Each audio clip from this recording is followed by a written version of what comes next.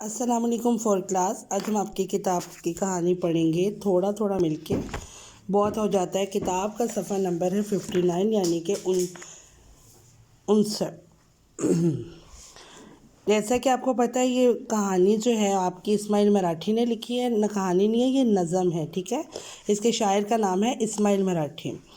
سب سے پہلے ان کا تعارف بتایا گیا ہے کہ انہوں نے بچوں کے لیے بہت سبق آموز اور بہت پیاری نظمیں لکھی ہیں۔ پھر اس کے بعد انہوں نے بتایا کہ کس طرح چڑیا گھونسلہ ایک ایک تنکا اکٹھا کر کے بناتی ہے، بارش کیسے ننھی ننھی کلیوں سے پوری ہوتی ہے، اور اس کے بعد چھوٹے چھوٹے پتے مل کے کیسے بڑا اور پھیلا ہوا درخت بنا دیتے ہیں، اور پھر اس کے بعد انہوں نے بتایا کیسے مٹی آہستہ آہستہ جمع ہو کر پہاڑ بن جاتی ہے، اور دانے جب ہم بیج لگاتے ہیں اور کیسے گلوں کا ڈھیر بن جاتا ہے، اور کس طرح ایک ہی پل میں گھڑیوں گھٹ کے برس بن جاتا ہے، یعنی ہر دن جمع ہو کے سال بن جاتا ہے۔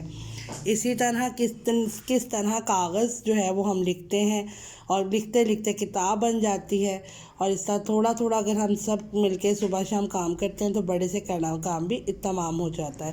اس کہانی کی آپ لوگوں نے بہت اچھے سے ریڈنگ کرنی ہے۔ ریڈنگ کرنے کے بعد آپ کو میں کچھ املا کے الفاظ بھی دکھاتی ہوں، وہ آپ نے اپنی کاپیز پہ لکھنے ہیں، ٹھیک ہے۔ فور کلاس، آپ نے سب سے پہلے جس طرح ہم انڈیکس بناتے ہیں آپ نے انڈیکس اس طریقے سے اپنی کاپی پر بنانا ہے، اردو کی کاپی پہ۔ اس کے بعد املا کے کچھ ورڈز ہیں جو میں آپ کو دکھا رہی ہوں، جس میں ہے گھونسلہ، تنکا، برسنا، موسلا دھار، بوندھیں، جھنڈ، جھاڑ، گلہ، برسوں، گھڑیوں۔ آپ نے ان کو اپنی کاپی پر اتارنا ہے اور صفائی کا بہت خیال رکھنا ہے، جیسے آپ لوگ صاف ستھرا کام کرتے ہیں، ٹھیک ہے۔ اللہ حافظ۔